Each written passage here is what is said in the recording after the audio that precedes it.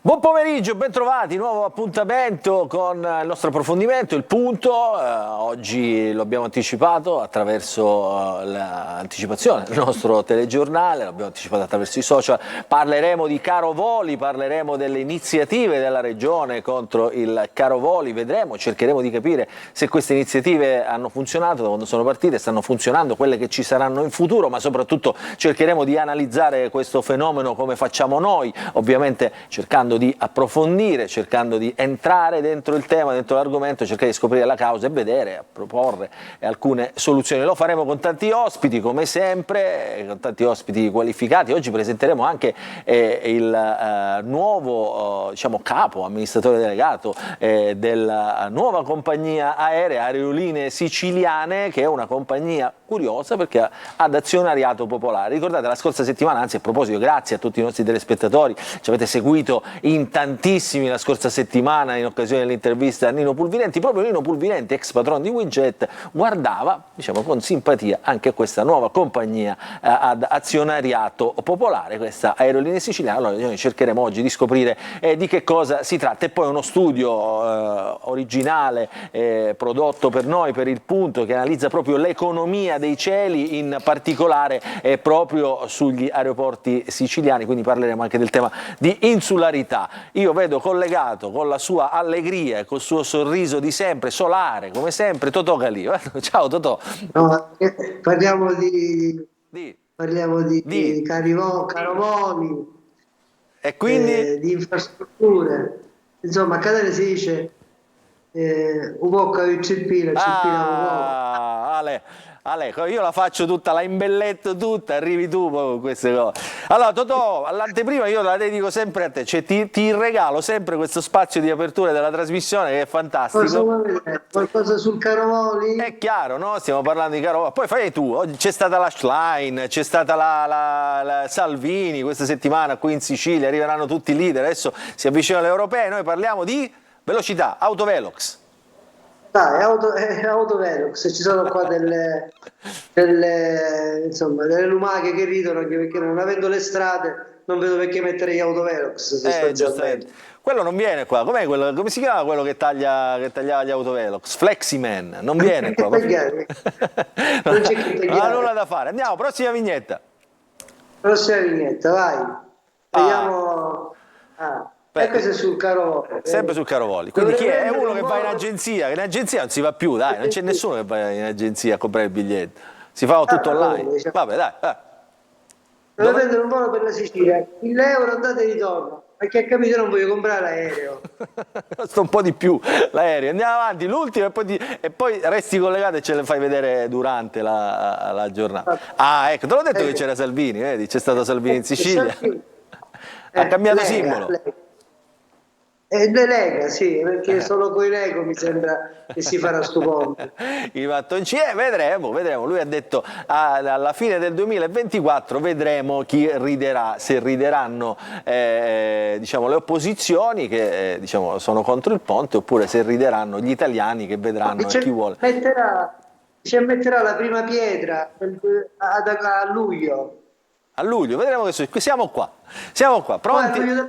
La seconda pietra. È una pietra l'anno, va bene, va Totò, andiamo con la sigla della nostra trasmissione di oggi, tu resta là ovviamente con tutti, tra un po', anzi facciamo un po' di spoiler come dicono i giovanissimi, tra un po' l'assessore regionale trasporti Alessandro Enricò, il professore Gaetano Armao, esperto di insularità, già ex assessore regionale, insomma uno che le cose le sa, il professore Marco Romano, poi Leonardo Licitra che appunto rappresenta l'aerolinea siciliane, e ancora poi i colleghi Michela Giuffrida, Antonio Condonelli, insomma tanta roba, restate lì collegati. Oggi vi faremo compilare un questionario, state lì col telefonino pronti, attraverso un QR code, un esperimento che faremo per la prima volta al punto, quindi non perdetevi questa puntata incredibile come sempre, anche oggi, il punto, dopo la sigla.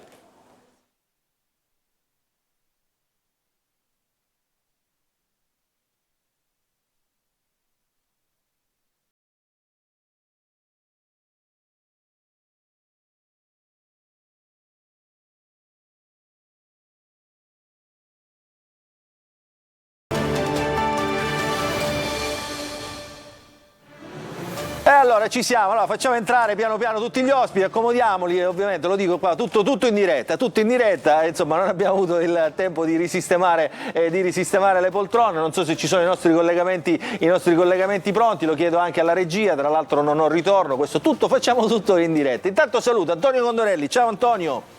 Ciao caro Luca, è un piacere essere qui. Eccoti qua, allora, hai visto che settimana calda, no? Che settimana pazzesca, i leader cominciano ad arrivare in Sicilia, noi parliamo ovviamente di Caro Voli oggi perché è uno dei temi caldi della campagna elettorale, no? Sì, è uno dei temi caldi perché in questo momento sulle infrastrutture e soprattutto sul ponte si sta giocando una partita tra le coalizioni e una partita dentro la coalizione di maggioranza, perché ricordiamoci che in questo momento il centrodestra è orfano di un sistema che c'era quando era in vita Berlusconi ed era quel sistema che era riuscito a creare con il CIPE, dove c'era il sottosegretario Miccichè, l'allora ministro Lunardi, un sistema perfetto di gestione delle opere pubbliche che riusciva anche a drenare consensi, oltre che a portare anche, dobbiamo dirlo, alcuni risultati. Adesso nel centrodestra c'è in corso questa partita dentro le infrastrutture, si guarda alle europee, ma la partita delle infrastrutture si scontra con quella dell'insularità e lì arrivano i nodi dei quali ci occuperemo oggi. Allora, dell'insularità ovviamente parleremo oggi, allora saluto gli ospiti che sono arrivati in studio, il professore Marco Romano, volto conosciuto tra l'altro perché è uno dei miei analisti preferiti, no? Perché riesce poi come dire, a raccontare delle cose con la facilità come dire, il modo semplice di raccogliere appunto questi concetti che poi sono concetti complicati, difficili, però noi cerchiamo di trasferirli così in maniera molto semplice anche ai nostri telespettatori che ci seguono, quindi trasmissione oggi non banale assolutamente, come sempre il nostro punto. Michela Giuffrida, ciao Michela. Ciao, buon pomeriggio esperta, a tutti. Quanti punti hai nella tessera quella del... Non farmi pensare a tutti quelli all'Italia che sono andati perduti, ma comunque sono tanti, una viaggiatrice mi posso definire certamente tale. Tra l'altro poi nella sua esperienza di europarlamentare si è occupata anche di insularità, quindi questo tema lo conosci benissimo. Sono Michela. stata proprio la relatrice, assieme a un collega sardo, a Salvo Cicu. Sarebbe Sicilia sì, e Sardegna, insomma, sono abbastanza interessati. Allora, siccome poi tu ti fai tutte le tessere delle compagnie aeree, dovrai avere anche la tessera di Aerolinee Siciliane. Quando cominceranno a volare. Quando cominceranno a volare, eccolo qua. Leonardo Licitra, presidente del Consiglio di sorveglianza di Aerolinee Siciliane. Licitra, intanto grazie piacere. E buon pomeriggio. Grazie per l'invito a nome mio e degli azionisti che qui rappresento. Grazie. Allora, questa è bellissima perché adesso la dobbiamo raccontare, io non so se c'è l'assessore Alessandro Ricò, perché io gliela voglio raccontare anche all'assessore Alessandro Ricò che ovviamente conoscerà benissimo questa questione di Aerolinee Siciliane. Aerolinee Siciliane è una compagnia di bandiera siciliana ad azionariato popolare. Che significa, Licitra? Azionariato diffuso significa fondamentalmente che ci sono un vasto numero, diciamo, di soci che sono sia imprese che ovviamente soci individuali. L'anima della società fondamentalmente è costituita da tre grandi compagini: le imprese, che hanno ovviamente un minimo di capitale di 10.000 euro, quindi aderiscono con un minimo di capitale di 10.000 euro, i soci individuali che aderiscono con un minimo di capitale di 2.000 euro e poi i soci che si riuniscono in forma cooperativa e che ne entrano con un capitale di 400 euro. Quindi tutti possono entrare, diciamo, possono partecipare a questo progetto che, diciamo, raccontato così potrebbe essere un progetto interessante, cioè tutti mettono qualcosa per fare volare gli aerei siciliani. Poi però dobbiamo entrare nel tema diciamo che va oltre il racconto. Tanto le chiedo, che capitale avete raccolto fino ad adesso e se siete pronti a partire, se siete, come dire, se avete i mezzi per partire? Attualmente abbiamo raccolto un capitale di circa 360.000 euro. Pochini. Sono pochi, ma giorno 2 l'Assemblea ha deliberato per un aumento di capitale a 2 milioni di euro e quindi in questo primo mese, cioè fino al 2 di aprile, abbiamo opzionato il capitale degli attuali azionisti. Dal 2 di aprile apriremo il capitale anche a terzi. I mezzi? I mezzi arriveranno col capitale. Non Perché è che... come funziona questo? Bisogna comprarsi gli aerei? Oppure No, si i possono... mezzi banalmente si noleggiano. I mezzi si noleggiano, ci sono delle società specializzate che hanno nella propria pancia gli aerei e li noleggiano a chi ovviamente li richiede. Gli aerei si noleggiano ovviamente in dollari, in questo momento il mercato è sfavorevole per le note vicende che hanno colpito i due più grandi produttori di aeromobili, parlo di Airbus e di Boeing, a seguito diciamo degli inconvenienti che alcuni aeromobili hanno manifestato, per cui questa è una fase di mercato un po' complicata dove chiaramente l'offerta è bassa, per cui è difficile trovare, e se si trova qualcosa a prezzi molto molto alti. Allora, Michele, è interessante, no? Questo così sembrerebbe pure semplicissimo, purtroppo non è così. Dettasse così, Purtroppo tra l'altro non è sembra così. veramente una operazione, come dire, di buon cuore, no? Cioè, favorevole sotto tutti i punti di vista. Se mi chiami in causa faccio subito una domanda, siccome lui è appena arrivato ovviamente e quindi non possiamo addurgli alcuna... No, tra l'altro fammi fare un attimo una premessa prima di fare la domanda. Prego. Licitra non è un parvenu che sta comparendo oggi in televisione, è un imprenditore, ha una sua storia imprenditoriale, ha un passato in Confindustria, quindi insomma, come dire, uno coi piedi realmente per terra, come solo le imprese sanno fare nel nostro territorio. Quando dico territorio dico non solo la Sicilia ma tutta Italia. Sono le imprese quelle che in questo momento stanno portando avanti il nostro paese sotto tutti i punti di vista. Quindi insomma, Licitra è uno che le cose le sa o le dovrebbe sapere. Quindi, e immagino che non sia neanche casuale il fatto che il dottore Licitra insista in un'area particolare per il trasporto aereo, che è quella del Ragusano, se non sbaglio, esatto. Quindi c'è anche una vicinanza con l'aeroporto di Sì. Comiso.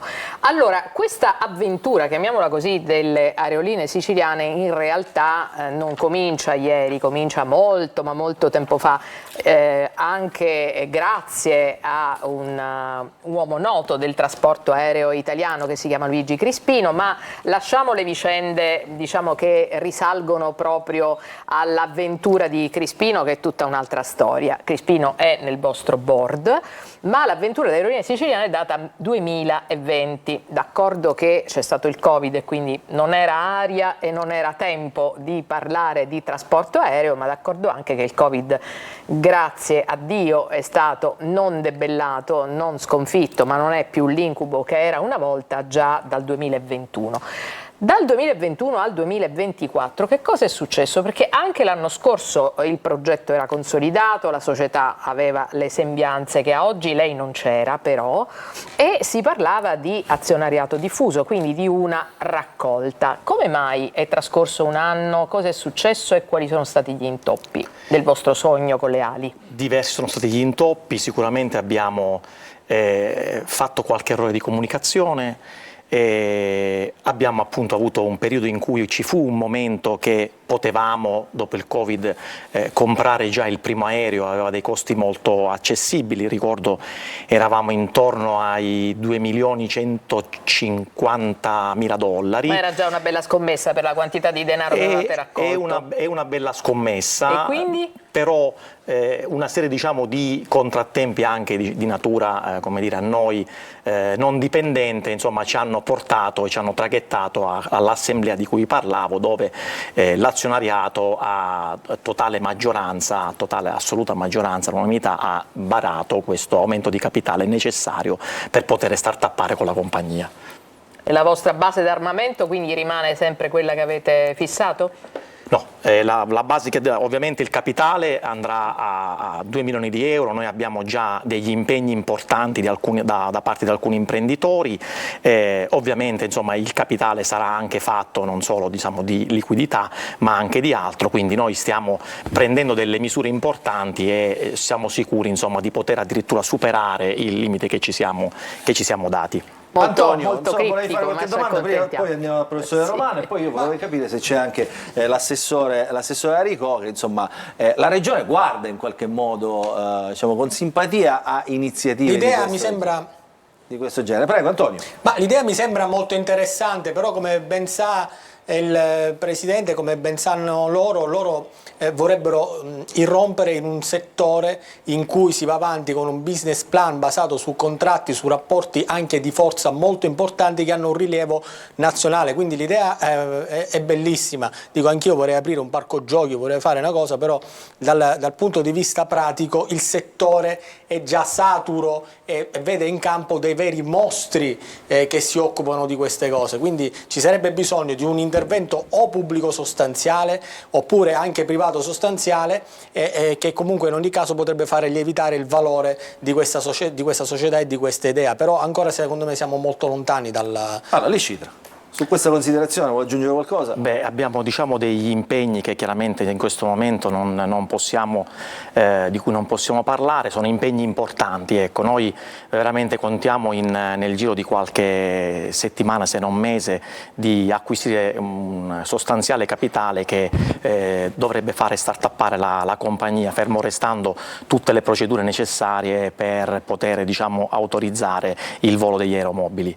Quindi noi siamo abbastanza confidenti, ecco, anche perché il modello di business è un modello di business totalmente differente rispetto al modello che hanno i big di cui lei parlava e quindi insomma contiamo di poter raggiungere l'oggetto sociale nel giro di pochi mesi e poter volare addirittura a metà del 2025. Senti, io sono con voi, Licitra, io per tutto quello che porta la nostra bandiera, quindi vi incoraggio, quindi mi raccomando, tenete duro perché ovviamente il mercato è come dire, aggressivo. Allora saluto il professore Armao che si è collegato con noi, lo ritroviamo con grande piacere. Professore Armao, buon pomeriggio. Buonasera a voi. Allora, volevo capire, professore Armao, lei che è grande esperto di insularità, si è seguito questa storia della compagnia aerea siciliana, Aerolinee Siciliane? Certo, sarebbe auspicabile, più che opportuno, che la Sicilia si dia una struttura propria per servire i siciliani nella esigenza di attuazione del diritto alla mobilità. Altre regioni, io da tempo penso che piuttosto che soluzioni originali bisogna utilizzare anche l'esperienza degli altri che hanno fatto bene e che hanno saputo fare, in particolare della Corsica, ma anche di Cipro.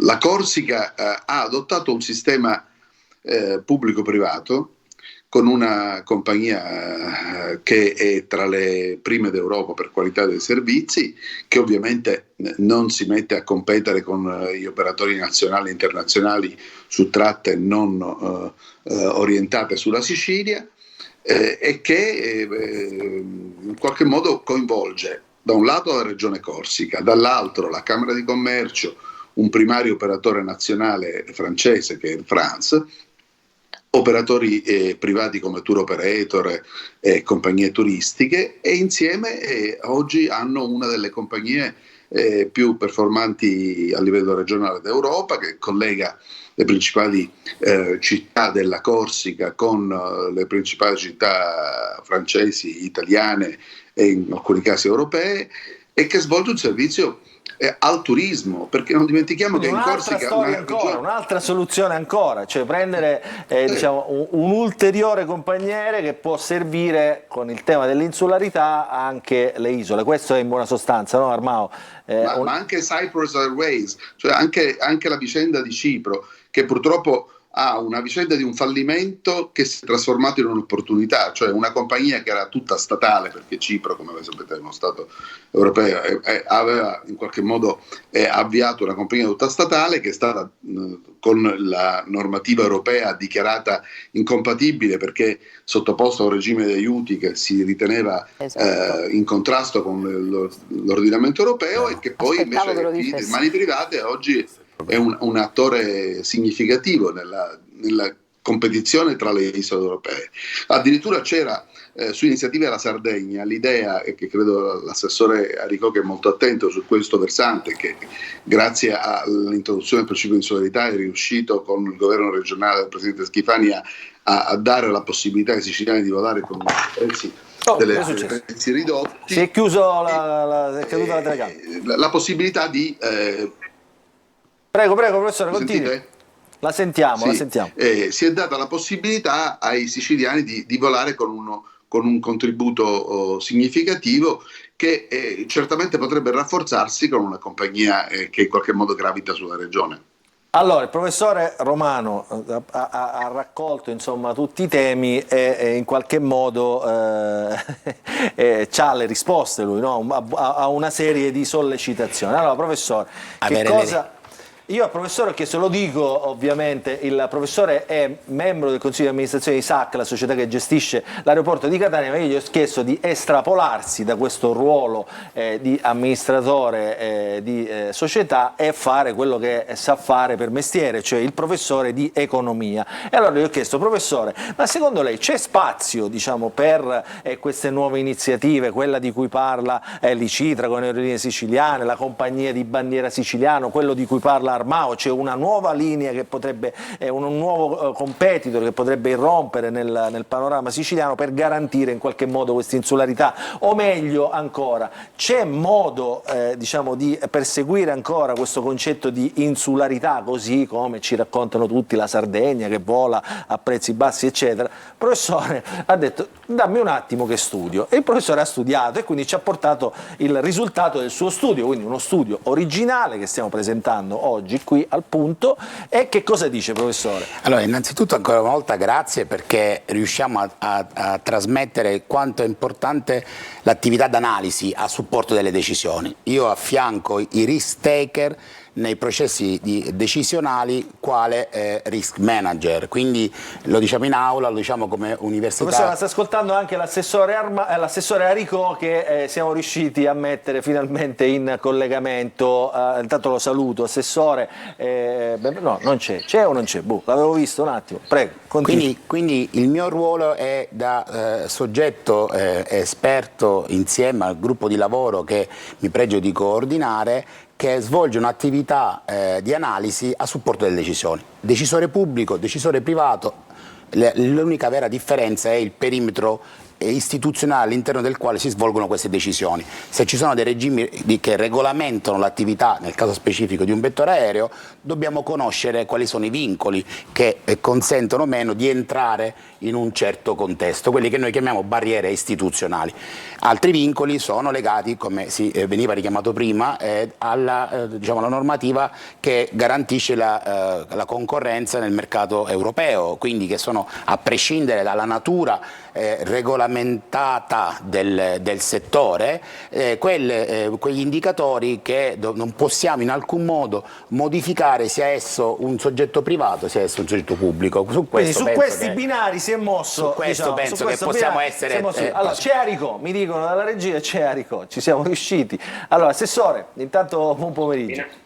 Innanzitutto buon pomeriggio a tutti, è un piacere essere qui con voi. Allora, oggi parterre, lei si è perso la prima parte, diciamo, dove ha parlato anche Licitra, che ha raccontato, diciamo, l'idea di questa compagnia Aerolinee Siciliane. Col professore Romano, al quale ho chiesto di capire, diciamo, così come immagino facciano i tecnici anche della regione in qualche modo, di capire se c'è spazio, insomma, per muoversi in questo mercato, che è il mercato degli aerei, che è il mercato dei voli, che è il mercato anche degli aeroporti, però questo è marginale rispetto allo studio prodotto dal professore Romano. Allora, io faccio continuare il professore Romano, poi dopo, assessore, noi parliamo anche delle iniziative messe in campo dalla regione per calmierare nell'immediato questi prezzi. Professore, prego. Allora, andiamo, quindi se possiamo essere, come dire, televisivi e non universitari, non accademici, perché se possiamo dare un supporto a questo processo, perché noi crediti non ne diamo ai nostri telespettatori, quindi, a questo processo dovremmo dire barriere istituzionali sì, no, credo che qualche barriera all'ingresso di natura istituzionale c'è. Poi andiamo a guardare le cosiddette barriere competitive, guardiamo la caratteristica strutturale di questo mercato, e se possiamo utilizzare la prima immagine, dobbiamo immediatamente ricordarci che le prime 4 compagnie aeree detengono rispettivamente il 67%. Quindi principali compagnie aeree per quota di mercato. Questa è la prima slide, la prima diciamo, immagine che facciamo vedere, se riusciamo sugli aeroporti italiani. Eccola qua. Quindi, la mettiamo grande anche per il nostro studio. Quindi a livello Italia il 67,6% è detenuto da 4 compagnie, le stesse 4 compagnie a livello, prendiamo l'aeroporto di Catania come riferimento per semplificare l'analisi, la quota di mercato, quindi il controllo del mercato nelle prime 4 compagnie vale l'81,3%. Già questo dato ci fa capire che c'è un elevato grado di concentrazione, sono le stesse aziende e la differenza è ITA all'Italia che è passata, che a livello nazionale è al secondo posto, diciamo, il contesto del nostro aeroporto è al 4º posto. Andiamo avanti, principali compagnie aeree per numero di passeggeri. Esatto, se guardiamo i volumi, qua andrei velocemente, la prima compagnia aerea a livello nazionale Ryanair, 57 milioni di passeggeri, a Catania 4 milioni 485, cioè parliamoci chiaro, c'è una struttura molto consolidata che ci troviamo nel nostro territorio e se guardiamo la slide successiva, compagnie aeree in Italia per quote di mercato, quindi tutte le compagnie, le principali compagnie che erogano questo servizio, vediamo che il 95,46% è nel caso delle compagnie che atterrano a Catania, il 91,60% in Italia, quindi la sintesi è quasi monopolista. La sintesi è quanto spazio per le altre, un 4,5%, e dove per altre i numeri sono veramente risibili, ci stanno le famose compagnie che svolgono attività diciamo di charter. Però quindi il 4 può diventare intanto una quota d'ingresso, no? Cioè potrebbe diventare interessante da scalare. Considerando che abbiamo individuato le prime compagnie che detengono, quindi sono una dozzina di compagnie che detengono il 97%, quindi sono tutte compagnie internazionali. Quindi qua entriamo ora su un altro aspetto: quali sono gli asset su cui puntano queste compagnie, che caratteristiche hanno questi competitors, se c'è un mercato che ha un certo grado di concentrazione, che attività svolgono. Allora, se vogliamo andare velocemente, le previsioni di vendita sull'articolazione, la ripartizione dei ricavi ci dice quanto in qualche modo valgono queste rette, dimostrano proprio che questo è un settore che è codificato, che ha una sua stabilità e possiamo vedere il dato, lo possiamo studiare, storico e proiettato dal 23 fino al 28, quindi sicuramente abbiamo la differenza fra l'online e l'offline, tra i voli domestici e i voli internazionali, per dirla in maniera brutale. Non è facile cambiare, l'assetto, è un assetto molto stabile, le voci di ricavo, quindi il revenue model è quello, bisogna capire per esempio sulle ancillary revenue se un'azienda nuova entrante riesce ad acquisire uno spazio. Per chiudere, se posso concludere, poi facciamo intervenire anche per l'ultima, le previsioni delle vendite rispetto al periodo 23-28 presuppone, quindi la presentazione numero 5, la successiva, per cortesia, la ripartizione per canali, ripropone qual è l'andamento delle vendite, di fatto sono tutte compagnie che vendono attraverso canali diretti o indiretti online, e quindi avere accesso a un canale di vendita riconosciuto, rintracciabile da parte dei nostri passeggeri in un mercato online. Anche lì gli analytics ci insegnano che il potere di mercato sta nella capacità di presidiare i touch point dei nostri clienti, dei nostri passeggeri. Quindi un'ulteriore barriera sta nella capacità di avere accesso nell'ambito del digitale a quello che è il mercato, che riteniamo lì accessibile, ma spesso la nostra dimensione ridotta ci rende benissimo, chiarissimo, professore, chiarissimo. Insomma, dice un mercato consolidato, è difficile da scalare, è difficile da bucare in qualche modo, perché tutti si tutelano la loro fascia di mercato, anzi i grandi continuano a mangiare quelli piccoli, in buona sostanza, perché crescono in maniera talmente tanto forte e talmente tanto veloce che i piccoli non riescono a stargli dietro, anzi addirittura poi entrano addirittura a fare prima i partner e poi se li mangiano tutti. Posso aggiungere? L'ultimo dato è il prezzo medio. Spesso si parla di caro voli, ma spesso questi caro voli non sono confrontati a livello nazionale, quindi non abbiamo la contezza di cosa significa caro voli. tra le cosiddette low cost e le cosiddette full service, come compagnie che svolgono attività diciamo non nel modello low cost, che non significa low fare, quindi non prezzo più basso, dobbiamo riconoscere che, per avere un'idea, un ordine di paragone, Ryanair ha un prezzo medio nazionale per l'anno 2023 di 83 euro.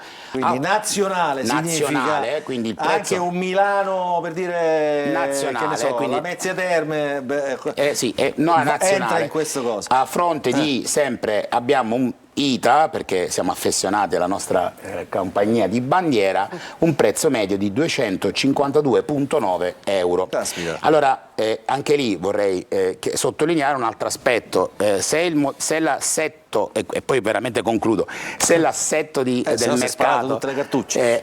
ma è proprio è un indicatore strutturale da tenere in considerazione, bisogna capire anche l'assetto interno, quindi con quale strategia competitiva si pensa di entrare a fronte di barriera all'entrata anche legata alla manovra dei prezzi, perché se abbiamo questo tipo di movimento come prezzo medio, pensate un po' quanto e come vengono manovrati questi prezzi, quindi un'ulteriore barriera sta proprio nella leva competitiva. Grazie professor Romano. Allora, assessore Aricò, ha seguito Armao, Licidre, insomma, chi vuole intervenire può intervenire su questa analisi. Quindi, in buona sostanza, in maniera molto semplicistica, le compagnie, praticamente le prime 4 sono monopoliste del mercato, entrano con prezzi molto bassi perché fanno loro il mercato, chi vuole starci dietro non ci riesce, tipo ITA, perché il biglietto è da 83, un prezzo medio in Italia, francobollo, cosiddetto francobollato, non riesce a starci dietro, e soprattutto poi, come diceva Licitra, mancano gli aerei. Quindi assessore Aricò. Sì, noi siamo assolutamente favorevoli affinché possa nascere una nuova compagnia aerea. Abbiamo sperimentato già con il decreto Carovoli un implemento del numero dei passeggeri, proprio nel mese di gennaio ci sono stati un aumento credo di circa il 7-8% dal gennaio del 2023 al gennaio 2024. Le 4 strutture aeroportuali sono in grado di poter aumentare tranquillamente almeno del 50% del traffico passeggeri. I 4 aeroporti gestiscono circa 20 milioni di passeggeri l'anno, sono a livello infrastrutturale, soprattutto dopo i lavori che si effettueranno all'aeroporto di Fontanarossa, e già all'aeroporto di Palermo, così come quello di Birgi, ma anche quello di Comiso, possono aumentare in termini di percentuali notevoli l'attuale traffico passeggeri. Il Carovoli d'altronde devo dirvi che sta andando molto bene, abbiamo avuto già circa 56.000 richieste, quelle effettuate direttamente all'assessorato regionale infrastrutture e trasporti.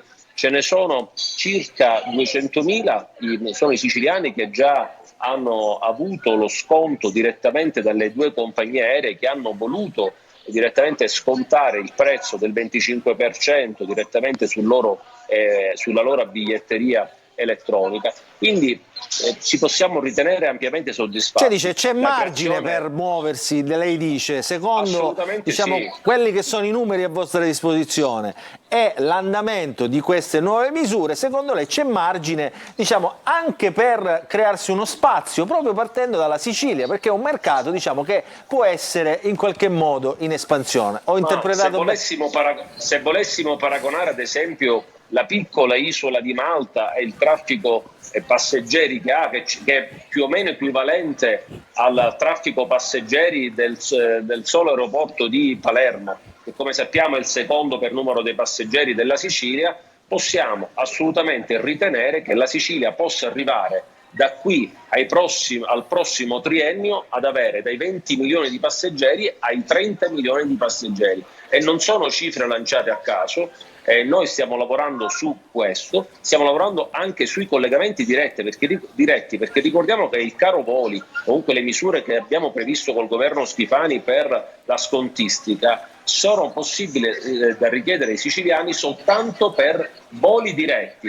questo è stato anche pensato, e sappiamo anche che ci sono compagnie che vendono lo stesso biglietto spezzato, anche se il biglietto spezzato ha delle assicurazioni in termini di viaggio e di tutela per i consumatori, ma noi abbiamo voluto proprio scontare solamente i voli diretti, perché riteniamo che la Sicilia da qui ai prossimi anni possa diventare un hub incredibile, e l'abbiamo parlato più volte, come piattaforme dell'Euro-Mediterraneo, e così anche i nuovi progetti di collegamento, ad esempio del Palermo-New York che partirà a giugno, o ad esempio il collegamento da Catania verso gli Emirati Arabi che già c'è da qualche anno. La Sicilia può finalmente incominciare a pensare da hub aeroportuale. È vero che ci vorrà almeno un paio d'anni affinché gli aeroporti tra di loro possano fare un cartello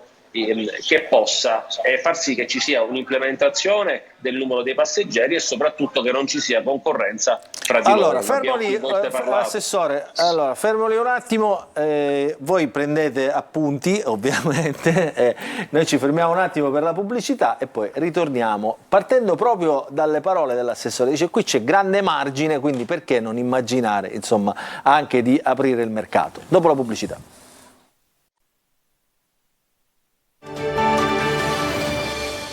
Rientriamo in diretta. All'interno del nostro punto di oggi stiamo occupando di caro voli, di economia dei cieli, stiamo approfondendo quello che è un tema molto spesso che si dibatte in maniera così superficiale: l'aereo costa troppo, allora la misura, la cosa eccetera. Noi qua ovviamente vi diamo numeri e cifre anche con i nostri ospiti. Con noi c'è l'assessore ai trasporti della regione siciliana Alessandra Aricò, che risaluto, c'è il professore Gaetano Armao, già assessore della regione, un esperto economista, anche di diritto, ovviamente di diritto amministrativo, il professore Marco Romano, economista dell'Università di Catania, la collega Michela Giuffrida, il collega Antonio Condorelli, che saluto ancora una volta, e Leonardo Licitra, presidente del Consiglio di sorveglianza di Aerolinee Siciliane. Non è meglio amministratore delegato, una cosa più semplice, presidente? Perché la società ha uno statuto che prevede un organo di sorveglianza sul cosiddetto consiglio di amministrazione, e quindi l'organo di sorveglianza è proprio il consiglio di sorveglianza che nomina e revoca, tra le altre faccio cose. un attimo un riepilogo per i nostri telespettatori. L'assessore Aricò ha detto che secondo lui negli aeroporti siciliani e soprattutto in previsione di una Sicilia, diciamo, più centrale nel Mediterraneo, c'è una previsione di spostamenti passeggeri che passerà dai 20 milioni attuali ai 30 milioni nei prossimi anni, quindi insomma ci sarebbe anche margine per e spazio per anche nuove iniziative imprenditoriali come quella di Aerolinee Siciliane. Il professore Romano invece poc'anzi ci aveva detto, insomma, che c'è un monopolio, anzi un oligopolio in qualche modo di alcune compagnie aeree che detengono praticamente la maggior parte del mercato, il 95% quasi, quindi c'è solo un margine di movimento del 4%. Prego, Licitra. Allora, io parto da alcune considerazioni che sono state fatte dall'assessore Aricò. ENAV ha dichiarato, insomma, un traffico passeggeri in Sicilia in forte aumento. Probabilmente i prezzi cui facevate riferimento sono prezzi di natura aggregati, cioè si parla di traffico nazionale. La Sicilia è un caso a parte. Noi, quando abbiamo fatto partire questa iniziativa, abbiamo pensato da che parte stare, se stare dalle parti dei siciliani o stare dalla parte delle compagnie aeree che in questo momento non tengono conto, per usare un eufemismo, di quello che sono le esigenze dei siciliani. Il professor Armao qualche anno fa fece fare uno studio sul costo dell'insularità. Noi paghiamo 1.200 euro a cittadino siciliano. La compagnia aerea che sono venuto qui a presentare è una compagnia, ovviamente una società per azioni a scopo di lucro, ma è una compagnia che ha un oggetto sociale ben preciso, e cioè quello di tenere conto delle esigenze dei siciliani. Da questo studio la scorsa settimana è passato il dottore Pulvirenti e ha Nino Pulvirenti è colui che da questo studio, e se si ricorda, insomma, ha semplicemente detto: basta andare a vedere su qualsiasi piattaforma di prenotazione qual è il costo di un biglietto aereo da una capitale all'altra e dalla Sicilia verso una città italiana. È improponibile, improponibile. Per cui è chiaro che i siciliani, diciamo, sono oggetto di politiche estrattive da parte delle compagnie aeree. Noi crediamo che lo spazio ci sia, che la concorrenza è la risposta, che il modello di business delle aerolinee siciliane è un modello già utilizzato in altre esperienze, non ultima la Winjet e l'Air Sicilia, e quindi crediamo che è possibile compiere questa impresa. Chiaramente serve la fiducia, è un'attività imprenditoriale e come tutte le attività imprenditoriali comporta dei rischi, però ripeto, abbiamo un know-how, un'esperienza, delle competenze all'interno, abbiamo delle risorse che siamo sicuri, siamo convinti potremo riuscire a raggiungere l'oggetto sociale della compagnia. Allora, Armao, però dico a tutti, siccome avete tutti i microfoni aperti, prego Antonio. C'è un nodo molto serio su questa vicenda ed è l'ho scoperto analizzando e studiando il rapporto dell'autorità di regolazione dei trasporti, cioè il punto essenziale è che il bilancio e soprattutto il prezzo dei biglietti non dipende soltanto da quante persone lo vogliono acquistare, ma dal risultato della contrattazione che avviene anche con le società aeroportuali e che si basa sugli incentivi. Vi parlo di una torta da $500 miliardi l'anno, il 63% finisce nelle tasche di Ryanair, la grande partita e il grande livello di contrattazione che ha un valore politico è quello che si sposta sulla gestione degli incentivi, perché sono soldi che arrivano nelle casse delle compagnie e che poi di conseguenza possono stabilire il biglietto, ma è quella la partita, il $500 miliardi cash che viene dato ogni anno. Guardate che soltanto togliendo i 200 milioni di euro negli ultimi 2 anni è raddoppiato questo importo, siamo arrivati a 340 milioni di euro soltanto per i sussidi, l'ammontare dei sussidi, è lì che si sposta la partita politica e che il bonus, che è una bella idea che ha fatto la regione siciliana, sinceramente può solo scalfire. La vera partita, quella politica, è quella dei sussidi con le compagnie aeree ed è una partita che necessita, per essere vinta, che tutti i protagonisti si siedano per la prima volta nella storia italiana allo stesso tavolo. Mi riferisco alle società di gestione aeroportuali, agli enti, ai comuni e soprattutto alla politica, maggioranza e opposizione. L'assessore Armao annuisce, assessore, professore. No, diciamo, la gestione che la Regione ha avviato sulla base dell'introduzione di una riforma costituzionale e di un lavoro lungo. L'amica Giuffrida ha fatto una splendida battaglia a livello europeo che poi abbiamo continuato per il riconoscimento della condizione di insularità, che molti ritengono possa essere soltanto una norma costituzionale e un principio europeo oramai consolidato in sede parlamentare, e invece sta cominciando a produrre i propri frutti. Il problema è che deve produrne di più. Non a caso 2 giorni fa si è discussa in Corte Costituzionale la questione sull'attuazione dell'articolo 119 sesto comma, sulla congruità di questi stanziamenti. I 10 milioni che la Regione percepisce dallo Stato con questa finalità è il rafforzamento che il governo regionale ha voluto col Presidente Schifani, con l'assessore Ricò, di queste misure. Vanno integrate, come bene si diceva poc'anzi, ricordando anche le risorse che danno le compagnie che gestiscono gli aeroporti, cioè va integrata questa politica, come stanno opportunamente realizzandosi alcune iniziative a livello regionale, ma è necessario che il territorio reagisca in modo integrato. Qualche anno fa si parlò di una integrazione tra le compagnie che gestiscono gli aeroporti. In Puglia è avvenuto. Questo consente un'autorevolezza al territorio nel affrontare le grandi compagnie europee e nazionali, che certamente una frammentazione non consente. Quindi sotto questo profilo rafforzare la integrazione della offerta del territorio siciliano è molto importante, e credo che su questa linea ci stiamo muovendo e ci si possa muovere con ancora più autorevolezza. Professore Romano e poi l'assessore Ricò, poi Michela. Sì, su questo vorrei sottolineare che ad esempio le politiche commerciali di un aeroporto sono politiche pubbliche. Lunedì avremo un consiglio di amministrazione approveremo la politica commerciale. Sta sconfinando, ne avevo chiesto di fare il professore universitario. No, sto soltanto sottolineando che c'è una parte di questo ragionamento che è una parte fortemente regolamentato. E quindi se come è capitato che alcuni aeroporti siciliani hanno ricevuto una forte spinta dalla regione Sicilia in passato e altri non l'hanno ricevuto, è un problema, pensiamo, anche in base all'assetto della governance, chi è il proprietario e chi decide a chi dare delle risorse o meno. Attualmente onestamente devo dire, da analista, non da componente del Consiglio di amministrazione della SAC, che l'attuale governo sta dando un grande contributo per trovare appunto una logica generale, cioè c'è la voglia di sedere tutti al tavolo e trovare in questa prospettiva la valorizzazione di quelle vocazioni territoriali, evitando di creare delle cannibalizzazioni tra virgolette tra territori.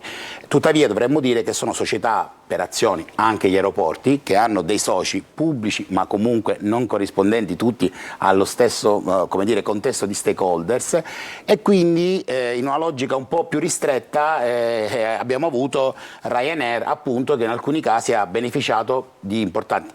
Chiudo per dire che la scelta che abbiamo difeso in un contesto diverso. Ha fatto una vignetta estemporanea, che abbiamo parlato di grandi player, eccolo qua, Ryanair che si mangia Ita, che si mangia quello più piccolo che è Wizz Air, che si mangia poi insomma in tempi non sospetti, alla luce delle nostre analisi abbiamo ritenuto di tenere una posizione commerciale molto rigida nei confronti di Ryanair, che ha portato quello scontro che ben conoscete, ma che oggi ci dà ragione, perché sull'aeroporto di Comiso, che era di fatto un aeroporto monocolore, quindi Ryanair, ci sono 9 compagnie con 9 rotte e si sono raggiunti e si raggiungeranno progressivamente gli stessi livelli di volato, e speriamo di incrementare ulteriormente avendo una maggiore collaborazione, una maggiore concorrenza. Però ancora una volta vorrei sottolineare che gli asset, e quindi il modello di business, sarei molto curioso, forse per motivi di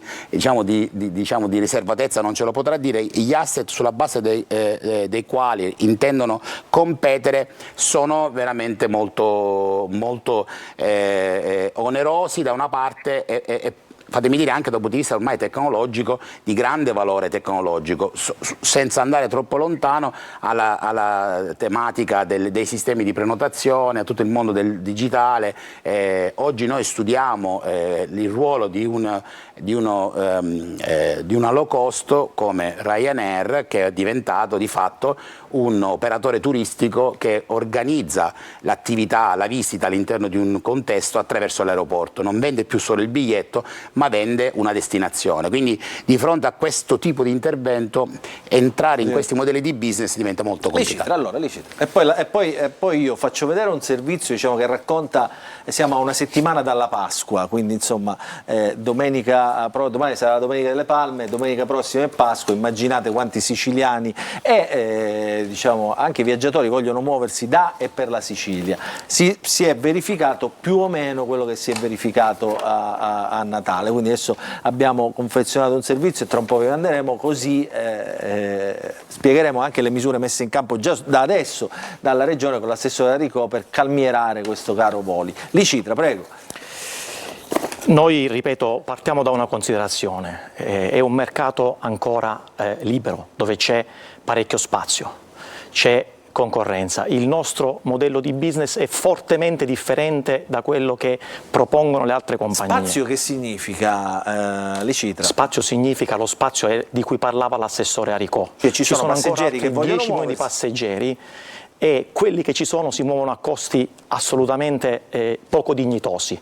Per chi è siciliano è veramente uno schiaffo all'essere siciliano, alla nostra peculiarità di essere isola. E sono d'accordo, però come funziona?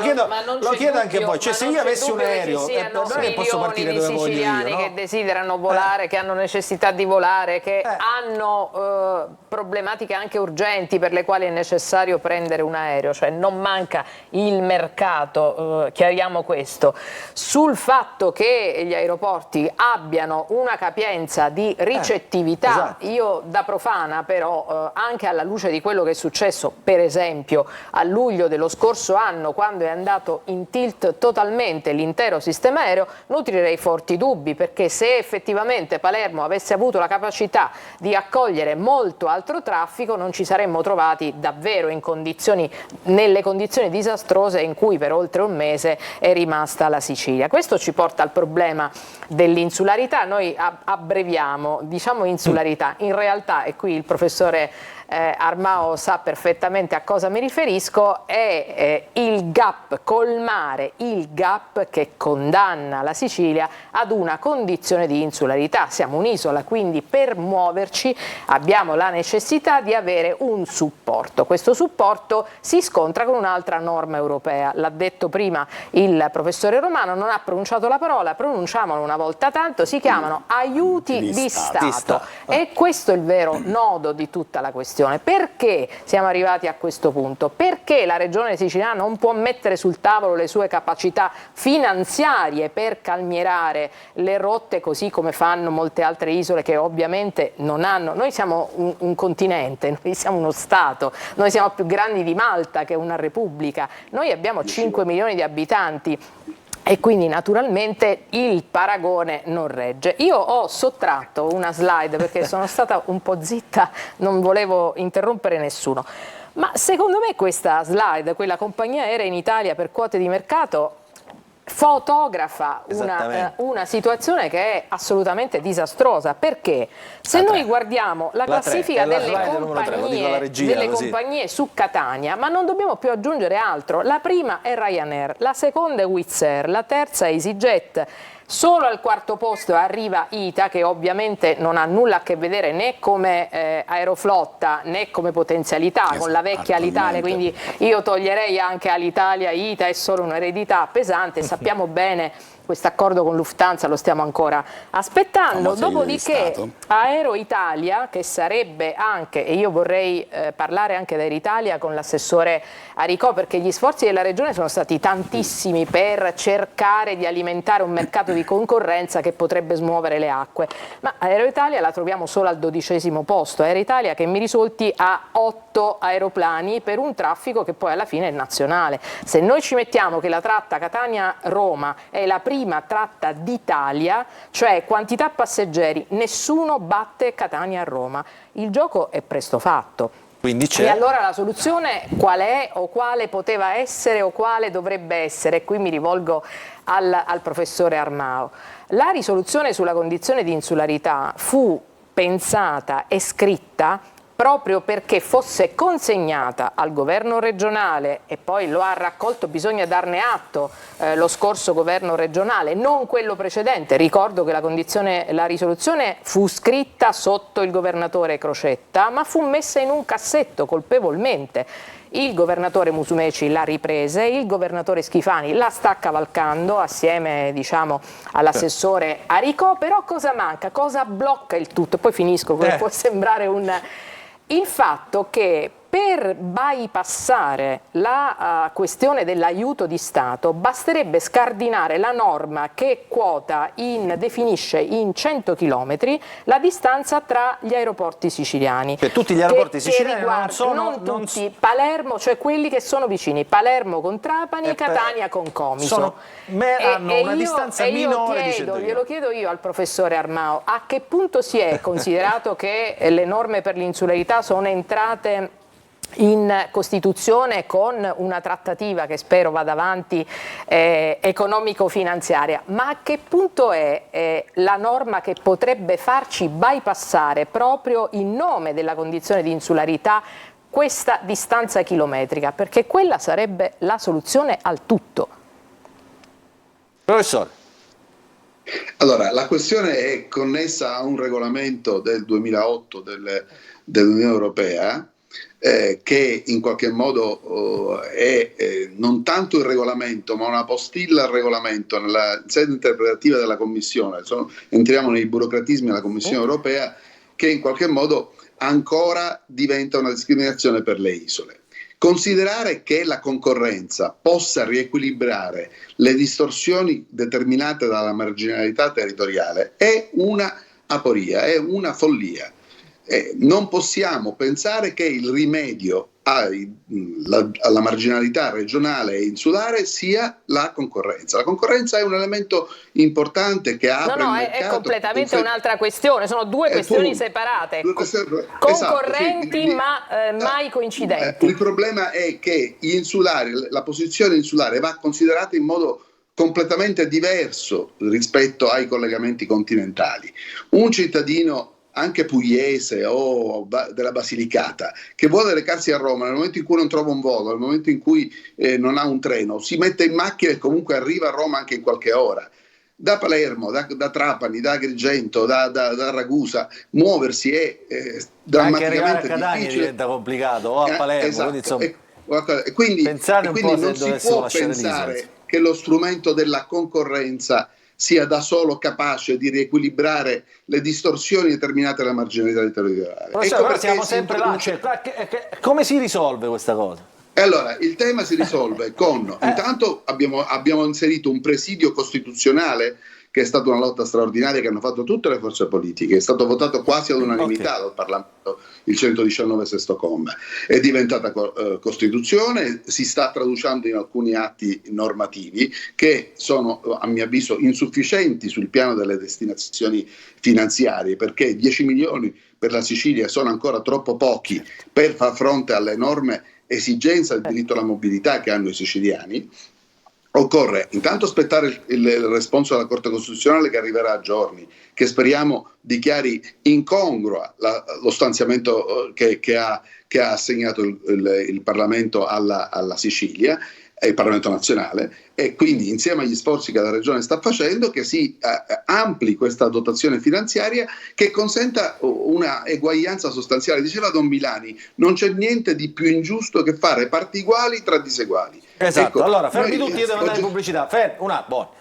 Devo andare in pubblicità, dopodiché ritorniamo, facciamo vedere il servizio che riguarda appunto il caro voli di Pasqua, poi io voglio sentire, voglio avere l'assessore nel maxi schermo di fronte a me, perché voglio fargli tutte le domande che si stanno facendo i siciliani in merito a questi buoni, a questi sconti che la Regione ha messo in campo. Quindi io, assessore, si prepari a una raffica di domande che le farò io, quindi farò da tramite tutti quelli che ci hanno contattato in questi giorni. Ma funziona così, non funziona, quello lo fa, quello non lo fa, eccetera, eccetera, il modulo, la cosa, eccetera. Assessore, si prepari, dopo la pubblicità tocca a lei elencare passo passo.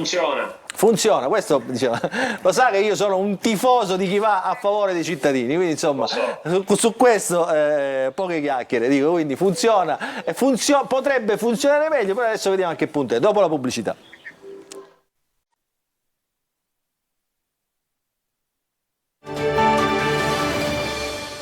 Rientriamo in diretta, qui c'è una chiacchiera oggi, insomma, vabbè, ci si confronta. Allora, caro voli di Pasqua, nel servizio di Simona Mazzone con Fabrizio Rizzo, vediamo a che punto siamo. Il servizio è stato montato ieri pomeriggio, quindi i dati sono a ieri pomeriggio, vediamo che succede.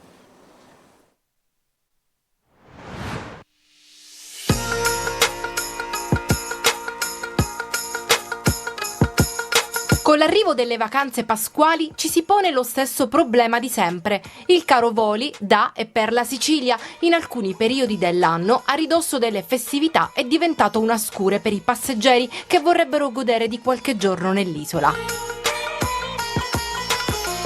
Ma i biglietti aerei, così come è capitato anche lo scorso Natale, lievitano eccessivamente. 2 settimane fa, volendo prenotare un volo per il ponte di Pasqua, già in ritardo per chi è abituato a viaggiare in aereo, un biglietto andata e ritorno per l'aeroporto di Catania costava 365 euro partendo da Torino, mentre il più economico, da Roma, partiva da 144 euro. Per raggiungere Palermo 305 euro dallo scalo di Forlì, al più conveniente, si fa per dire, da Milano a 259 euro. Costi alle stelle a persona, in aumento per chi sceglie il posto o porta un bagaglio in più. Poi accade che dopo un primo intervento della Regione siciliana per contrastare il caro voli a Natale, arriva un'altra agevolazione in concomitanza con la Pasqua, per la quale la Regione ha stanziato finora 33 milioni di euro. Tutti i siciliani che si muoveranno dagli aeroporti siciliani verso aeroporti fuori dalla Sicilia, al di là della destinazione centro-nord e l'altro, otterranno la medesima scontistica. 25 o 50 secondo le regole che voi già conoscete. Molti utenti segnalano però di essere ancora in attesa di ricevere rimborsi di Natale dalla Regione. Il sito web indica la richiesta in elaborazione. A distanza di 15 giorni quei costi oscillano vertiginosamente di minuto in minuto. Ad esempio un Catania-Venezia andata e ritorno 2 giorni fa costava 172 euro, dopo qualche ora salito a 310 euro, il meno caro. Stabile il Palermo-Milano e ritorno, i costi vanno da 114 a 130 euro e il Catania-Milano che resta intorno ai 110 euro. Mentre da Comiso a Roma, sempre andata e ritorno, si può viaggiare a 98 euro o poco più. Certo un netto risparmio sempre che chi sceglie il last minute non abbia amare sorprese. Signora e signore, buongiorno. Qui il capitano Tombele e il suo equipaggio che riporta il benvenuto a bordo del DC così facile, dato non si sa dove. Ci alzeremo a una quota di 60-70 metri all'incirca e viaggeremo a una velocità di 65-67 km/h. L'arrivo è previsto, se tutto va bene, verso le 14. Come se tutto va bene? Perché poi tornare a casa per le vacanze quando con la stessa cifra si può prenotare un volo per l'America? Il paradosso dei voli aerei, la Sicilia più cara di New York. Cioè, Costa di più andare a New York che andare a Palermo. Sì, tu sai che il teatro di Palermo adesso, sì, il massimo di Palermo è il Massimo City Garden, lo chiamano perché ormai. Cioè tu vai a New York e paghi 600 euro, vai a Palermo 600 euro, amici, ci sono dei siciliani, noi siciliani siamo tutti fuori, siamo tutti in giro e delle volte abbiamo bisogno di tornare nella nostra terra. Questa è la situazione anche sorridente. Allora mettetevi assessore di fronte a me su questo monitor che ho di fronte, per favore, lo dico alla regia, assessore Aricò, eccolo qua. Allora, tariffe, vi siete veramente adoperati, prima a Natale, adesso a Pasqua, avete portato prima le tariffe, diciamo gli sconti che erano solo su 2 tratte, Catania, cioè la Sicilia verso Roma e Milano, su tutte le destinazioni nazionali. Nel servizio però abbiamo visto che ancora i voli sono cari e poi c'è quel problema insomma dei moduli che insomma i cittadini hanno richiesto il rimborso perché, come specificato prima, alcune compagnie, cioè ITA e Aero Italia, fanno gli sconti direttamente sul sito, quindi quando si compra il biglietto, le altre compagnie per i rimborsi devono passare dalla regione, quindi bisogna spedire un modulo alla regione e attendere che venga recepito. A che punto siamo su tutta questa linea?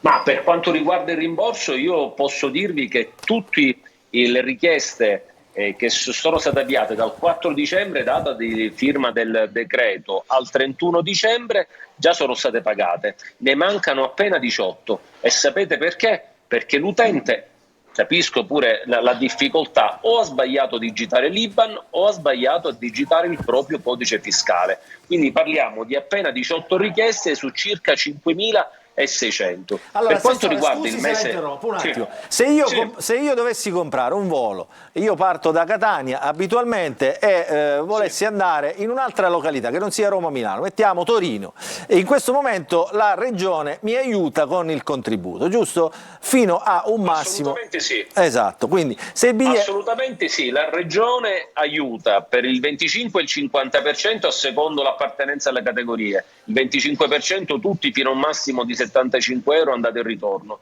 e 150 euro per gli studenti, le famiglie con redditi inferiori ad un ISEE di 15.000 euro, l'abbiamo aumentato l'ISEE. Prima era 9.600 euro e invece l'abbiamo portato a 15.000 euro, o anche a tutti i soggetti che hanno una disabilità di almeno il 67%. È una platea vastissima. È una platea vastissima. Allora, cosa devo fare io? Trovo il mio biglietto che costa, mettiamo il caso, 150 euro, la regione mi aiuta fino a quanto? Fino a 75 euro. Allora, fino a 75 euro ci sarà lo sconto praticato alla regione, basta collegarsi al sito dell'assessorato regionale alle infrastrutture e trasporti e entrare con il proprio SPID naturalmente per far verificare la veridicità del soggetto che lo richiede e lì allegare il proprio documento e la propria carta, il biglietto e la carta d'imbarco. La carta d'imbarco servirà pure per far sì che si possa dimostrare di avere volato, perché ricordiamo che qualsiasi biglietto senza carta d'imbarco potrebbe essere sostituito o con penali o con o anche gratuitamente. Quindi la carta conservate d'imbarco ovviamente ci le trova. ricevute, le carte d'imbarco e compilate il modulo che si trova sul sito della Regione. Esatto. Per tutti coloro che hanno già volato dal 15 marzo e continueranno a volare, non ci saranno soltanto le 2 destinazioni che avevamo preventivato il 4 dicembre dello scorso anno, ma saranno tutte le destinazioni d'Italia, nessuna esclusa. A loro verrà sempre applicato lo sconto del 25 e del 50%. Quindi se io Già abbiamo volessi i primi andare a dati. sciare, a fare la settimana bianca sulle Dolomiti, solitamente si va dove? Verona, si atterra a Verona, o Milano, eccetera. E se io vado a Verona, quindi avrò il mio biglietto col contributo della Regione. La tratta, Poniamo caso una famiglia di 4 persone, è presumibile che almeno i 2 figli siano studenti, riceveranno uno sconto di fino a 150 euro per ognuno dei figli, quindi 150 e 150 300. I genitori, probabilmente non rientranti nessuna delle 3 categorie, riceveranno 75 euro e 75 euro. Valutiamo che per una famiglia di 4 persone il risparmio potrebbe essere circa 450 euro e credo che non sia un contributo di poco. Michele, io dico veramente, allora, io devo dare atto, gliel'ho dato in tempi passati sul primo bonus l'assessore sa, ma questo è veramente un passaggio importante su tutte le compagnie aeree. È chiaro che la Regione, come dicevi tu prima, non può dare aiuti e quindi se questo... Posso dire, Luca? No, anzi la Regione spesso deve sottostare, ne parlavamo prima, a veri e propri ricatti perché ricordiamo, Assessore, la interlocuzione e poi l'interlocuzione mancata nello scontro, diciamolo chiaramente, tra Ryanair e il governatore Schifani. Io credo che sul piatto ci siano i tanti soldi che la Regione siciliana deve devolvere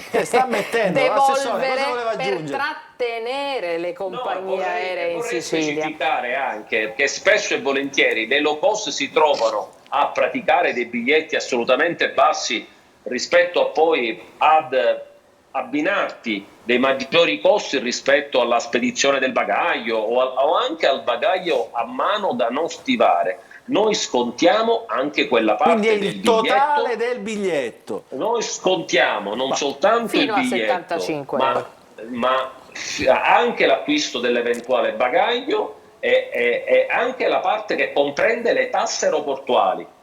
Quindi posso fare una domanda che è una mia Prego, aspetta un attimo, ha fatto la simulazione. La mia curiosità era perché non avviare il meccanismo diretto anche con Ryanair, per esempio? Perché dipende da Ryanair, credo. Non possiamo dico come imporre no. Qual è stata la resistenza? Lo so che non potete imporre. La resistenza, Ryan ritiene che non abbia nessuna esigenza di modificare il sistema di biglietteria dei loro portali, perché probabilmente ci sarebbe un maggior livello di costi, di investimenti.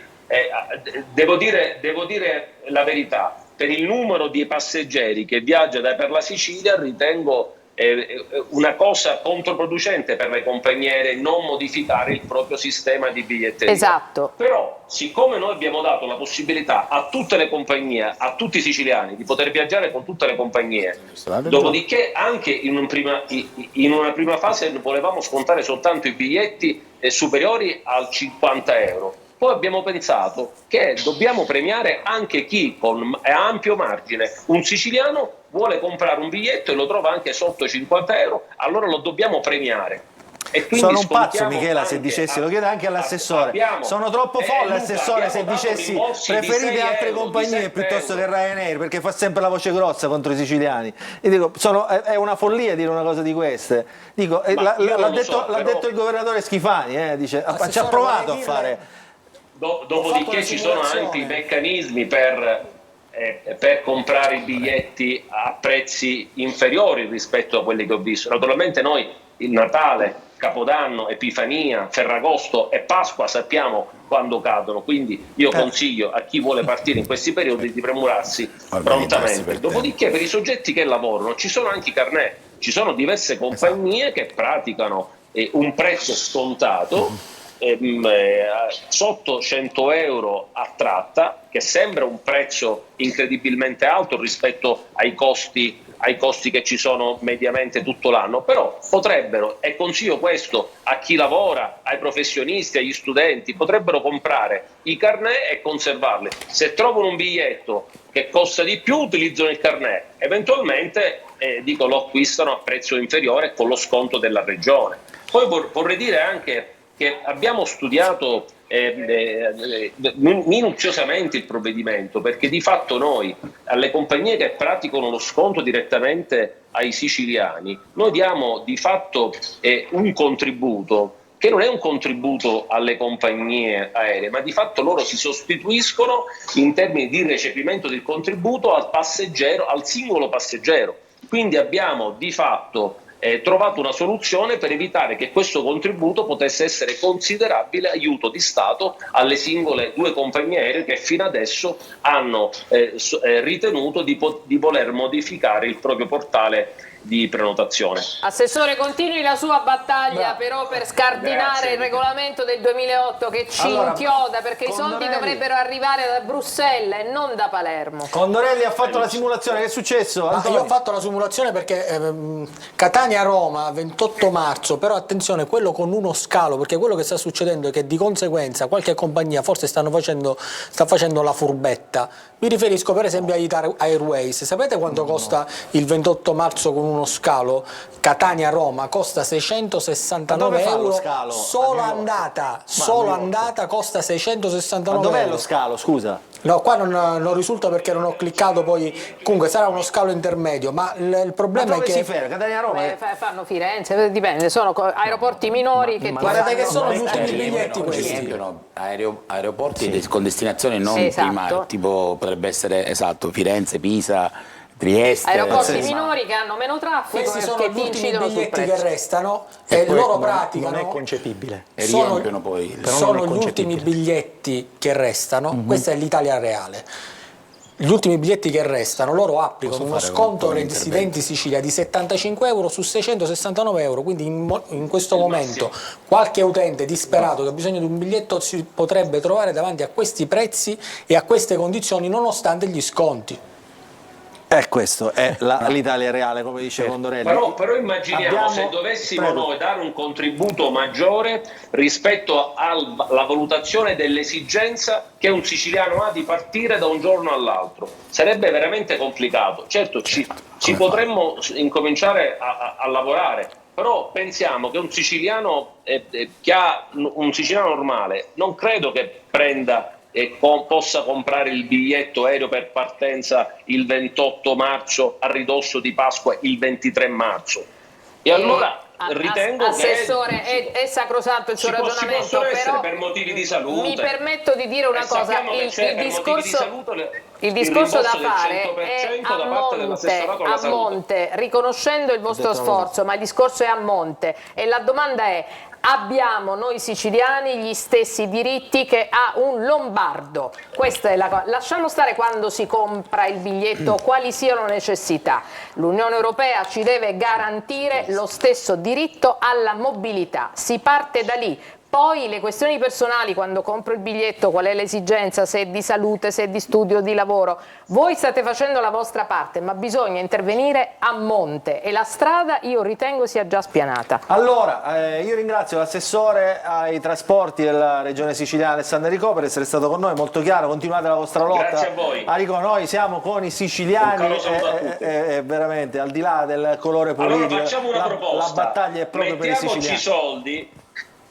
Maggiori soldi, maggiore stanziamento, potremmo avviare un maggiore sconto, il 25 potrebbe diventare 30 e il 50 potrebbe diventare 60, da qui ci potrebbero essere nuove compagnie che potrebbero valutare l'idea di viaggiare per la Sicilia, a quel punto si apre una maggiore concorrenza che porterebbe una riduzione del costo del biglietto aereo. E questo è, magari, chi lo sa, magari il prossimo futuro, breve. Grazie Assessore Aricò per essere stato con noi. Ringrazio anche Gaetano Armao, il professore Gaetano Armao, che ci ha aiutato a capire anche la questione di insularità e ha riconosciuto anche all'opera di Michela Giuffrida, deputato allora, eurodeputato, insomma la battaglia per i siciliani sull'insularità. Devo dire anche io ti ho accompagnato in questo racconto poi dell'insularità, però poi è rimasta là, siamo sempre a parlare, delle stesse cose, poi l'importante insomma che vada avanti. Grazie professore Armao. Allora abbiamo qualche vignetta prima di chiudere di Totò. Licitra voleva, vediamo, intanto andiamo da Totò, dai, vediamo che succede, perché siamo veramente lunghissimi. Totò, ci hai capito qualcosa tu? Ecco qua. Ecco qua, la vignetta, mettetemela qua, mettetemela grande, vediamo la vignetta di Totò, eccola qua, tutto schermo. Chi è questo? Diabolic. Aerolini siciliane verso la soluzione. Licitra, Forza, nella macchiniera sta aereo. Questo è Diabolico, non può più. Vai, la prossima. La prossima, se la mandate, io. La mandiamo. Sì, adesso facciamo vedere anche quello. Che ma carino! che carino! Veramente è lei che ha portato me. Per quanto costano i voli mi sono attaccato sotto e mi sono fatto trasportare. Questo è il piccione viaggiatore, però ti sei attaccato sotto il piccione viaggiatore. È un po' mal messo questo viaggiatore. Ce n'è ancora un'altra e poi voglio dare l'ultima parola a Licitra. Salvini in Sicilia per il ponte di Pasqua, che non c'è però, che non c'è il ponte, quello è il 25 aprile o il 1° maggio il ponte, quindi insomma il ponte di Pasqua. Grazie Totò, no, ce n'è ancora, quanti ne hai? Chi sono questi? Questo è l'ultimo. Questi sono i progetti, questo è il progetto dell'autostrada Catania-Ragusa che parla con il progetto del ponte sullo stretto. Che c'è? Ti vedo abbattuto, perché abbattuto ancora mi devono costruire. Sarà progetti, insomma, discussione tra progetti, insomma, discussione accesa, anzi rassegnata per la precisione. Licitra, allora chiudo con lei, perché questa storia della compagnia aerea mi incuriosisce. In 2 battute, perché insomma poi credo di non essere stato abbastanza chiaro, adesso lo sarò con i numeri. Allora, per capire, noi qui ho portato un business plan di un'ipotesi con 3 Embraer da 50 posti, non è la sola ipotesi che percorreremo. Una tratta, un Catania-Roma, costo pieno industriale sono 2.930 euro. 2.930 euro l'aereo è un 50 posti, fatturando, o meglio, chiedendo un biglietto aereo di 100 euro a passeggero con un tasso di saturazione del 90%, quindi 45 posti, voi capite che nel solo mese, vi do una simulazione del solo mese di agosto, di 31 tratte di questo tipo di aereo con 3 Embraer, abbiamo una margine di 50.000 euro. Aerolinee 50.000 euro. Adesso vengo e semplifico molto. Con un Airbus da 150-160 posti, il biglietto di Aerolinee per l'azionista è di 48 euro più tasse.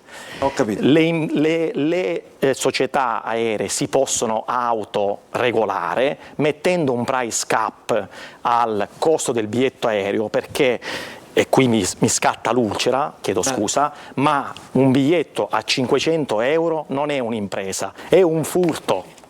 Io sono d'accordo. Quindi noi cerchiamo di fare i siciliani dove il problema non è l'aereo, ovviamente sono le condizioni per poter mettere un aereo, perché noi non possiamo esporre gli azionisti non avendo le condizioni per capire se e come a quanto gli aerei pagano per poter rimanere all'interno di una società di gestione, perché se ci presentiamo in banca dobbiamo avere le condizioni. Quindi, per chiudere, ognuno faccia la sua parte. La Regione, che secondo me ha fatto uno sforzo incredibile, ma purtroppo la storia ci ha insegnato, 1, che la concorrenza premia, e 2, che questi incentivi vengono assorbiti nel biglietto dei prezzi e quindi la misura viene sterilizzata, e quindi la Regione faccia la propria parte, quindi incentivi, promuovi lo sviluppo degli investimenti privati, noi siamo una società privata, non chiediamo un centesimo da parte del pubblico, la società di gestione sia chiara, si sieda con noi quando sarà il momento, contestualmente ovviamente alla presa del COA, e noi promuoveremo un'utilità sociale, perché avremo, ripeto, biglietti che sono calmierati. Chiarissimo il suo concetto, dice aiutateci, dice perché noi vogliamo fare il bene ai siciliani. Non aiutateci, ognuno ognuno faccia la propria parte. Non ci mettete i bastoni tra le ruote, questo è il senso. Però il biglietto aereo costa sempre 50 euro, il costo pieno industria di un aereo da Catania per Roma quindi è se lo vendono a 50 600 euro ci stanno facendo uno straguadagno. Allora, grazie a Leonardo Licitra, presidente del Consiglio di sorveglianza di Aerolinee Siciliane, grazie a Michela Giuffrida, grazie al professore Marco Romano dell'Università di Catania, grazie al nostro Antonio Condorelli, non so più chi c'è collegato perché non lo vedo, è messo dietro il monitor, Totò Calì che è rimasto collegato e il professor Armao che l'ho salutato prima. Grazie. La nostra trasmissione, almeno per questa parte, finisce qui. Subito dopo la pubblicità la buona notizia, ci occuperemo di ambiente e di tartarughe marine. Dopo la pubblicità.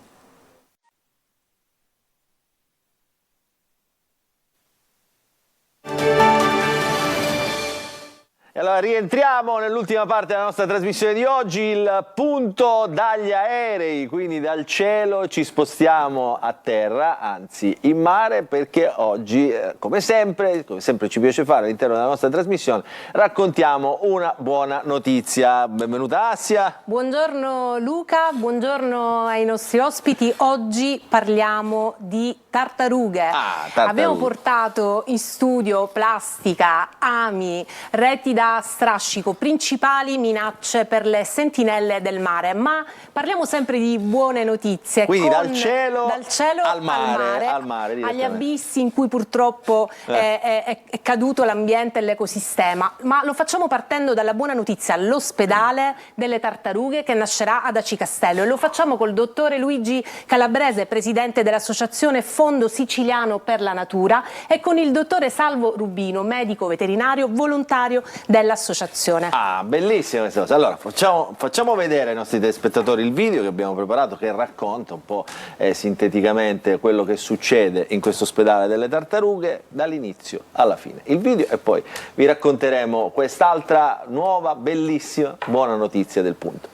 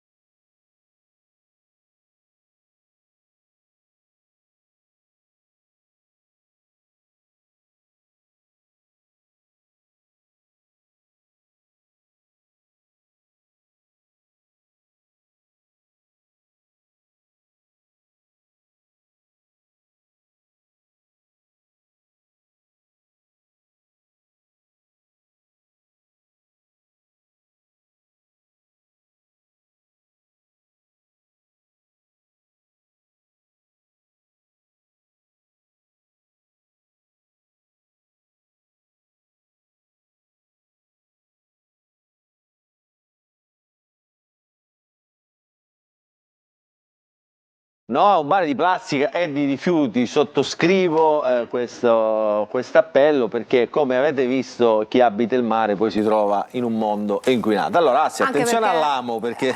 Assolutamente sì, anche perché, Luca, ricordiamo sempre che con questa buona notizia vogliamo lanciare dei messaggi alla nostra comunità. Dottore Calabrese, cura, riabilitazione, ma soprattutto soccorso per le nostre tartarughe marine. Ci sono centri in Sicilia che fanno questo, e perché sta nascendo un nuovo ospedale proprio ad Aci Castello?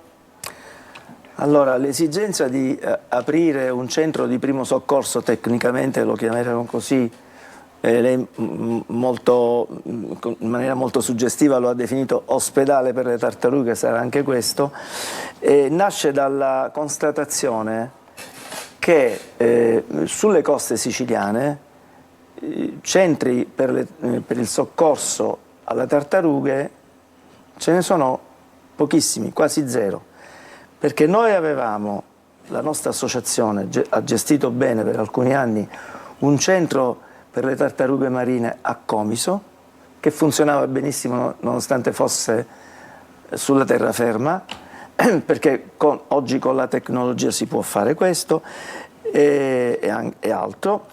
E nel 2016 questo centro è stato chiuso dalla Regione per motivi che non sto qui a spiegare. Dall'anno 2016 in poi vi sono state una serie di iniziative, non so, sulle isole, le isole Eolie, a Favignana, a Lampedusa. Si tratta di centri che nascono e vengono chiusi nell'arco di poco tempo perché economicamente sono stati definiti poco sostenibili. Ma la vera buona notizia è che l'ospedale, il nuovo ospedale che nascerà, dottore, credo già in estate 2024. Ce lo auguriamo. Nasce con un piccolo finanziamento di Invitalia per le attrezzature, ma attorno a questo piccolo finanziamento, che ovviamente non copre tutte le spese, si è creata una rete di donatori che sono partiti proprio dal crowdfunding e quindi dalla raccolta fondi dal basso per avviare l'illuminazione, finendo con l'ente, il comune, che ha dato in gestione gratuita gli spazi. Scusa, faccio una domanda a entrambi. Sì. Ma ci sono tutte queste tartarughe in Sicilia?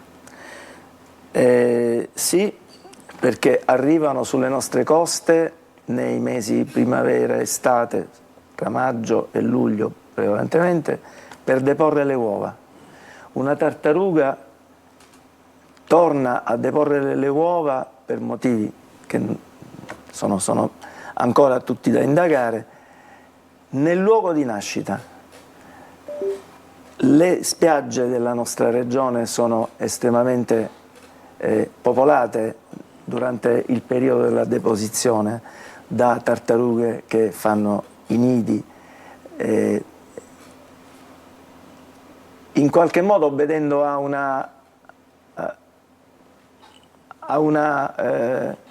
come dire, una memoria primordiale, no? Cioè, esatto. Cioè, sono un po' come i siciliani, quelli che da 4 generazioni ormai vivono all'estero, però hanno sempre quell'immagine della Sicilia straordinaria. Quindi le tartarughe, insomma, ritornano, bellissime. Le tartarughe vengono...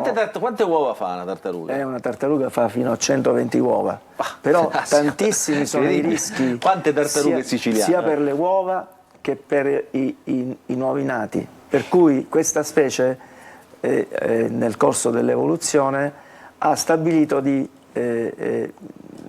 riprodursi con successo deponendo molte uova. Altre specie hanno altre strategie, però sono estremamente fragili le uova, estremamente a rischio i nuovi nati. Ma la cosa più importante che volevo sottolineare è che un centro recupero si giustifica per gli incidenti che succedono alle tartarughe in navigazione, altrimenti le tartarughe arriverebbero, deporrebbero le uova e se ne andrebbero tranquillamente. Ma sì, ci sono fenomeni come la cattura accidentale, definita internazionalmente il bycatch. Qui abbiamo due delle cause di incidenti alle tartarughe. Uno è l'amo da Conso. Questo è piccolo, mi dicevano, ma... Sì, ce ne sono anche di più. E l'altro sono le reti.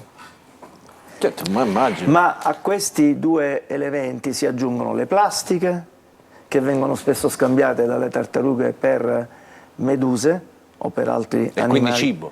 Certo, per cibo e quindi una tartaruga che ingerisce plastica, ve lo potrà definire meglio il collega che le ha viste sul campo operatorio queste cose, non riesce a rispettare i termini di un corretto galleggiamento, quindi sappiamo che la tartaruga dopo un certo numero di minuti di apnea, 15-20 minuti, deve risalire in superficie. Questo non lo può fare se il galleggiamento non è garantito, questo non lo può fare se incappa in una rete, questo non lo può fare se esistono degli ostacoli. Un'altra causa di incidenti. Una cosa alla volta, così parla anche sono le eliche dei natanti. E infatti volevo chiedere io proprio al dottore Rubino, che poi entra in sala operatoria e di fatto opera queste tartarughe marine ed è stato il primo negli anni '80 a operare a livello nazionale, forse anche internazionale, ci sono diverse pubblicazioni, a effettuare un intervento di celotomia in una tartaruga di oltre 40 chili. Abbiamo anche delle foto, non so se riusciamo a farle vedere dalla regia. Dottore, allora, intanto l'importanza della sentinella del mare, quindi della salute della tartaruga nel nostro ecosistema, raccontiamola e così facciamo anche comprendere l'importanza della nascita di un ospedale. Sicuramente le nostre tartarughe nella nostra costa la maggior parte sono le caretta, sono un tipo di tartaruga che ha monopolizzato completamente il Mediterraneo. Sono moltissime, depongono le uova e ingeriscono soprattutto ami che vengono messi per la pesca, quindi dei ami si chiamano il conso, sono degli ami, moltissimi, centinaia di ami, e gli animali rimangono vittima di questi ami. Spesso i pescatori tirano su questi animali e adesso, devo dire la verità, portano questi animali presso il nostro centro. Consideriamo che questi animali molti anni fa, nel periodo in cui abbiamo iniziato noi, negli anni '80, li mangiavano, cioè non erano animali protetti, quindi il pescatore li prendeva e li mangiava e noi li convincevamo a portarli. Cioè noi mangiavamo le tartarughe? Sì, la tartaruga marina era edibile. Si scoprono sempre. Sì, quindi si mangiava. Poi è diventata naturalmente un animale protetto e a quel punto è stato molto più facile per noi. Ma all'inizio proprio li andavamo a prendere questi animali e i pescatori ce li davano. Quindi dottore, se troviamo una tartaruga ferita in mare o in spiaggia, qual è il percorso da fare? Il percorso è quello sempre di chiamare la Guardia Costiera. La Guardia Costiera si mette in contatto con noi o con altre istituzioni, ma nel caso dell'ospedale vengono portati questi animali. La possibilità dell'intervento chirurgico quando l'animale ingerisce un amo è sempre sulla parte, diciamo, terminale, quindi la parte esofagea prossimale, quindi si fa un intervento a livello prossimale. Nel caso che lei ha citato prima, su quella tartaruga, l'amo era andato molto più giù. Le tartarughe non sono come noi, non hanno un diaframma e quindi non hanno una separazione tra la parte polmonare e i visceri. Quindi in quel caso l'amo era arrivato fino al cuore e quindi nel cuore, nel pericardio, si era introdotto quest'amo. L'unica maniera che rimaneva, essendo un animale molto grande, era quello della via ceomatica, cioè dire dell'apertura che si fa in un mammifero, si chiama laparatomia, e in quel caso è stato possibile farlo perché l'animale molto grande ci lasciava una fessura piccola per poter entrare all'interno dell'animale e da lì estrarre l'amo. Questo è successo per la prima volta, l'intervento è andato bene, dopo circa un mese e mezzo l'animale è stato rimesso in libertà. Quante cose che non sappiamo e che scopriamo. Grazie alle buone notizie, grazie Luca. alle buone notizie. Dottore Calabrese, sale chirurgiche, radiologiche, vasche per l'ospitalità per supportare degenza spesso lunga e difficoltosa. Dov'è fisicamente? Dove si trova questo ospedale? A che punto siamo dei lavori? Perché è già da un po' che insomma ci lavorate. Allora, tutto quello di cui noi parliamo al presente è oggetto di un sogno che ci auguriamo che si avveri al più presto, perché esistono i locali che sono stati ceduti in comodato gratuito dal Comune di Oci Castello, sono stati affrontati dalla nostra associazione delle opere di adeguamento molto impegnative, siamo in corso d'opera per l'acquisto delle attrezzature. Che possiamo fare noi, dottore? Quanti soldi mancano? Quanti fondi ci vogliono? Cerchiamo sponsor. C'è stata una dichiarazione di disponibilità da parte del distretto del Rotary. Diciamolo, questa, la sua telecamera è quella là. Dica, si rivolga a chi vuole supportare questo progetto, perché insomma questa buona notizia è questa: noi facciamo tutto, diciamo, raccontiamo storie che non hanno fini di lucro, cioè nel senso storie di volontari per la comunità. Quindi insomma, siccome questa è la vostra storia, sono tutti volontari. volontari che girano, anche fanno dei tour all'interno delle scuole per sensibilizzare i ragazzi. Questo lo voglio raccontare perché veramente il dottore Rubino e il dottore Calabrese in prima persona si spendono settimanalmente, quindi è bene dirlo. Allora, intanto noi abbiamo una rete di collaborazioni istituzionali a cui facciamo riferimento per l'aspetto autorizzativo, per l'aspetto della collaborazione scientifica. Ne menziono alcuni perché è importante dirlo: il Comune di Aci Castello, l'area marina protetta dei Ciclopi, la rete degli istituti zooprofilattici della Sicilia, che ha un centro di chirurgia e di recupero a Palermo. Certo, Catania-Palermo è piuttosto complicato da raggiungere. I servizi veterinari delle aziende, l'associazione regionale, l'assessorato regionale all'agricoltura. Mi direte voi, ma che c'entra con le tartarughe? Tutta la fauna selvatica, perché si occupa della pesca, riconosce la competenza dell'assessorato all'agricoltura. E poi abbiamo sono tanti, dottore, perché abbiamo i tempi. L'università per la ricerca scientifica, il terzo settore, che ha una funzione di collaborazione sia in termini di volontari, sia in termini di campagna di crowdfunding. E soprattutto il Rotary, il distretto 2110 Sicilia e Malta, che il dottore ci teneva a ringraziare perché ne fa anche parte e ha supportato il progetto. Ha dato la disponibilità per raccogliere una quota consistente delle somme occorrenti per l'apertura del centro. Ritorno su un totale di 50... a chi bisogna rivolgersi? A chi sta guardando la televisione, che è appassionato di mare, di tartarughe, di ambiente, a chi si deve rivolgere? E allora ci si può rivolgere alla nostra associazione. Come si chiama? Lo dica. Fondo Siciliano per la Natura, che ha un profilo Instagram e che quanto prima avrà anche un profilo su Facebook. È un sito che è in corso di realizzazione. E si possono rivolgere anche a noi giornalisti per mediare. Poi avete la nostra... Solo per chiudere col dottore Rubino, Luca, perché ne abbiamo parlato prima a lungo del concetto di One Health, che è fondamentale oggi e che loro portano all'interno delle scuole, proprio tra i ragazzi, per sensibilizzarli. Dottore, chiudiamo con questa pillola, con l'importanza di questo concetto. Il One Health, in collaborazione con altre associazioni come Plastic Free per esempio. Il One Health è un concetto che noi insegniamo nelle scuole, che noi portiamo avanti nelle scuole, che tutti noi, anche voi, dovete avere presente. Il One Health vuol dire una sola salute. Questa salute è data da un ambiente sano, animali sani, uomini sani.